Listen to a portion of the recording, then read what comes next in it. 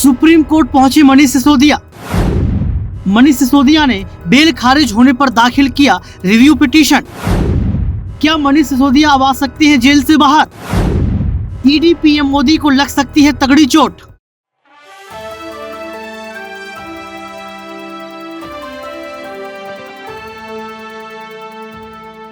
अरविंद केजरीवाल उनकी पार्टी आम आदमी पार्टी पर हमेशा हम बातचीत करते रहते हैं। उनके भविष्य पर हम ये देखते हैं कि आम आदमी पार्टी का आगे चलकर होगा क्या। क्या आम आदमी पार्टी ध्वस्त हो जाएगी? क्या आम आदमी पार्टी के अरविंद केजरीवाल भी गिरफ्तार हो जाएंगे? यानी कि जमीनी हकीकत की हम बात हमेशा आम आदमी पार्टी के ऊपर करते रहते हैं, लेकिन इस बार फिर से मनीष सिसोदिया ने अपना दिमाग का प्रयोग करते हुए सुप्रीम कोर्ट के उस फैसले पर विचार करने के लिए कह दिया। यानी कि याचिका दायर की और ये कहा जा रहा है कि एक बार सुप्रीम कोर्ट ने जो मनीष सिसोदिया की याचिका खारिज की थी उस पर दोबारा विचार किया जाए। क्या मनीष सिसोदिया को ये पता है कि जो फैसला आया वो गलत है?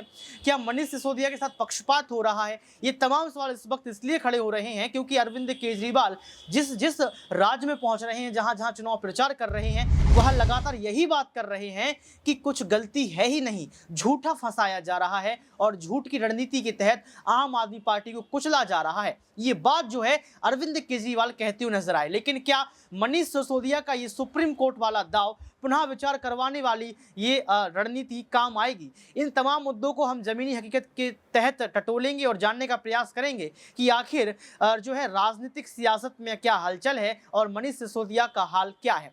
नमस्कार, आपके साथ मैं हूं ऋतिक सविता। स्वागत है आपका नेक्स्ट 9 न्यूज पॉलिटिकल वाइट के खास प्रोग्राम जमीनी हकीकत में। पहले आपको एक रिपोर्ट दिखवाते हैं कि आखिर मनीष सिसोदिया क्या चाहते हैं, आखिर क्यों मनीष सिसोदिया यहाँ पर पुनः विचार करने की बात कर रहे हैं। क्या मनीष सिसोदिया को ये पता है कि जो फैसला आया वह गलत है? आम आदमी पार्टी नेता और दिल्ली के पूर्व उप मुख्यमंत्री मनीष सिसोदिया ने 29 नवंबर को सुप्रीम कोर्ट में पुनर्विचार याचिका दाखिल की है। सुप्रीम कोर्ट से जमानत नहीं मिलने पर उन्होंने यह याचिका दायर की है। 30 अक्टूबर को सुप्रीम कोर्ट ने उन्हें शराब नीति मामले में जमानत देने से मना कर दिया था। कोर्ट ने कहा था कि जांच एजेंसी 338 करोड़ रुपए का लेन देन साबित कर पाई है, ऐसे में फिलहाल उन्हें जमानत नहीं दी जा सकती है। कोर्ट ने यह भी कहा था कि अगर निचली अदालत में 6 महीने में मुकदमा खत्म नहीं होता तो मनीष सिसोदिया जमानत के लिए दोबारा आवेदन कर सकते हैं। उधर हाल ही में दिल्ली के आबकारी नीति मामले में मनीष सिसोदिया को राउज एवेन्यू कोर्ट से भी राहत नहीं मिली। कोर्ट ने उनकी न्यायिक हिरासत को 11 दिसंबर तक के लिए बढ़ा दिया था। अदालत ने कहा था कि ईडी की ओर से कई दस्तावेज दाखिल करना बाकी है। कोर्ट ने वकीलों से नाराजगी जताते हुए कहा था कि 207 सीआरपीसी की पालन जल्द हो, जिससे सुनवाई शुरू हो सके। इससे पहले 17 अक्टूबर को सुप्रीम कोर्ट ने जो है आपको बता दें कि सुप्रीम कोर्ट ने ईडी से कहा था कि अगर दिल्ली की एक्साइज पॉलिसी में बदलाव के लिए कथित तौर पर दी गई रिश्वत आपराधिक अपराध का हिस्सा नहीं है तो सिसोदिया के खिलाफ मनी लॉन्ड्रिंग का केस साबित करना मुश्किल होगा। आपको बता दें कि मनीष सिसोदिया को इसी साल 26 फरवरी को कथित घोटाले में, जी हां, कथित घोटाले में उनकी कथित भूमिका के लिए सीबीआई ने गिरफ्तार किया था और तब से वह हिरासत में है। उन्होंने 28 फरवरी को दिल्ली कैबिनेट से इस्तीफा दे दिया था। इसके बाद मार्च में ईडी ने तिहाड़ जेल में पूछताछ के बाद सीबीआई की एफआईआर से जुड़े मनी लॉन्ड्रिंग मामले में सिसोदिया को गिरफ्तार किया था। लेकिन अब यहां पर पुनर्विचार याचिका पर क्या बड़ी सुनवाई होगी? क्या सिसोदिया जेल से बाहर आ जाएंगे? क्या अरविंद केजरीवाल को अपना दाहिना हाथ वापस मिल जाएगा? इस पर लगातार सवाल खड़े हो रहे हैं। क्या इस बार सुप्रीम कोर्ट में मनीष सिसोदिया की जीत हो सकती है? क्या पुनर्विचार याचिका पर बड़ी राहत देखने को मिलेगी? तो देखा आपने इस रिपोर्ट को देखने के बाद आपको पता लग गया होगा कि मनीष सिसोदिया आखिर चाहते क्या है। हमारे साथ सिराज मौजूद है। सिराज, आपका बहुत बहुत स्वागत है। सिराज, कैसे देखते हैं आप मनीष सिसोदिया फिर से जो है एक बार चुनौती देते हुए नजर आ रहे हैं? क्या इस चुनौती को स्वीकार किया जाएगा?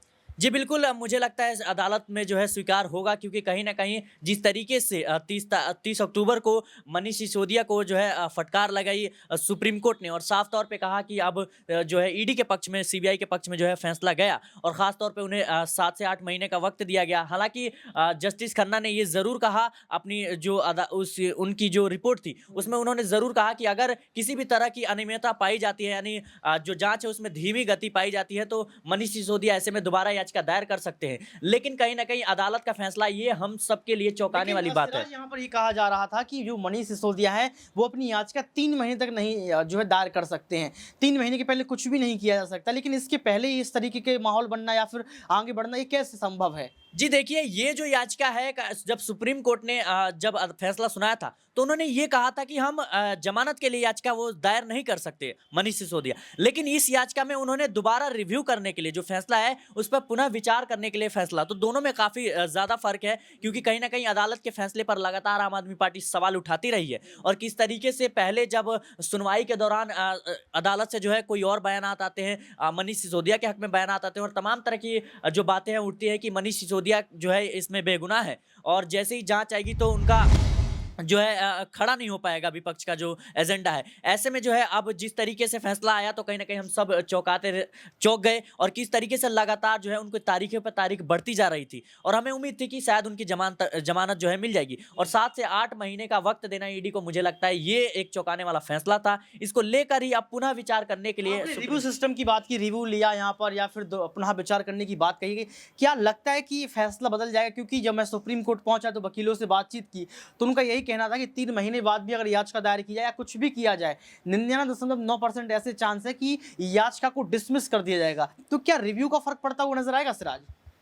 जी, मुझे लगता है जिस तरीके से आम आदमी पार्टी लगातार अदालत के फैसले पर सवाल उठाती रही है, और उन्होंने साफ तौर पे कहा है, आतिशी सिंह जो है शिक्षा मंत्री दिल्ली के, उन्होंने साफ तौर पे कहा कि हम अदालत के फैसले पर सवाल नहीं उठाते, लेकिन हम उससे कहीं न कहीं डिसएग्री करते हैं, हम उसको जो है एक तौर पे देखते हैं कि गलत फैसला है। तो मुझे लगता है कि निश्चित तौर पे मनीष सिसोदिया को ऐसा लग रहा है और आम आदमी पार्टी को ऐसा लग रहा है, तभी उन्होंने जो सुप्रीम कोर्ट में ये याचिका दाखिल की है, और जब फैसला आएगा तो निश्चित तौर पे जो अच्छा, सही फैसला विकल्पों की होगा। हम बात कर लेते हैं। विकल्पों की उपलब्धता ही स्वतंत्रता है। अरविंद केजरीवाल के पास ऐसे कौन से विकल्प है जिसके माध्यम से संजय सिंह, मनीष सिसोदिया, सत्येंद्र जैन को बाहर निकलवा सकते हैं? या फिर अंतिम विकल्प भी यही रहेगा कि मनीष सिसोदिया को बचाने के लिए या फिर अपने नेताओं की छवि को सुरक्षित करने के लिए यहाँ पर अरविंद केजरीवाल सच को उगल दे? क्योंकि ये कहा जा रहा है कि अगर घोटाला हुआ है, जल बोर्ड का घोटाला पकड़ा गया, उसके पहले शराब नीति घोटाला, शिक्षा, तमाम बात हमने सुनी है घोटालों के बारे में। क्या आपको लगता है कि अब केजरीवाल कोई विकल्प को अपनाते नजर आएंगे?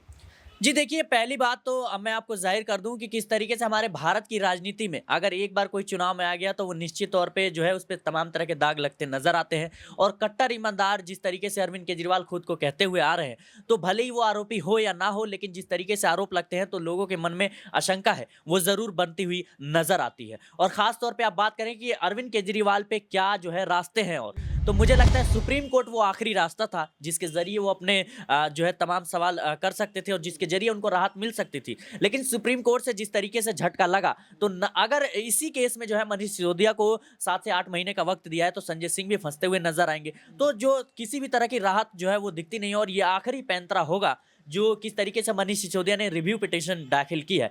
तो मुझे लगता है अगर कोर्ट स्वीकार कर लेता है और कोर्ट जो है इस पे दोबारा पुनः विचार करता है, तो उम्मीदें कम है कि उनको ज़मानत मिले, लेकिन फिर भी जिस तरीके से राजनीति हो रही है, कहीं न कहीं सुनवाई ज़रूर होगी, और ये इसके अलावा अरविंद केजरीवाल पे कोई भी विकल्प नज़र नहीं आता, और उन्हें ज़रूर ही सामना तो करना पड़ेगा ही। अब यहाँ पर ज़मीनी हकीकत की बात करें तो ज़मीनी हकीकत आम आदमी पार्टी की नहीं, अरविंद केजरीवाल की भी जो है देखनी पड़ेगी, क्योंकि लगातार अरविंद केजरीवाल ने ईडी को समन भेजा, और अब ये कहा जा रहा है कि दूसरा समन भेजा जाएगा, और दूसरे समन में अगर अरविंद केजरीवाल जो है उपस्थित नहीं हुए, सवालों का जवाब नहीं दिया, सवालों से भागने का प्रयास किया, तो गिरफ्तारी वारंट भी जारी कर दिया जाएगा। यानी कि जो आम आदमी पार्टी जो महज 10 साल में राष्ट्रीय पार्टी बनी, जिसने पंजाब में चुनाव जीता, इसके साथ साथ पंजाब की गोवा की हम लोग बात कर लें, गोवा में 2 विधायक बनाए, इसके साथ साथ गुजरात में, यानी कि आम आदमी पार्टी ने 10 साल में वह सब कुछ करके दिखाया जो मुमकिन नहीं है। क्योंकि आप समझ सकते हैं कि जो तृणमूल कांग्रेस पार्टी है, 35-40 साल पुरानी पार्टी, अभी तक राष्ट्रीय पार्टी नहीं बन पाई। समाजवादी पार्टी 30 साल पुरानी पार्टी है, राष्ट्रीय पार्टी नहीं बन पाई।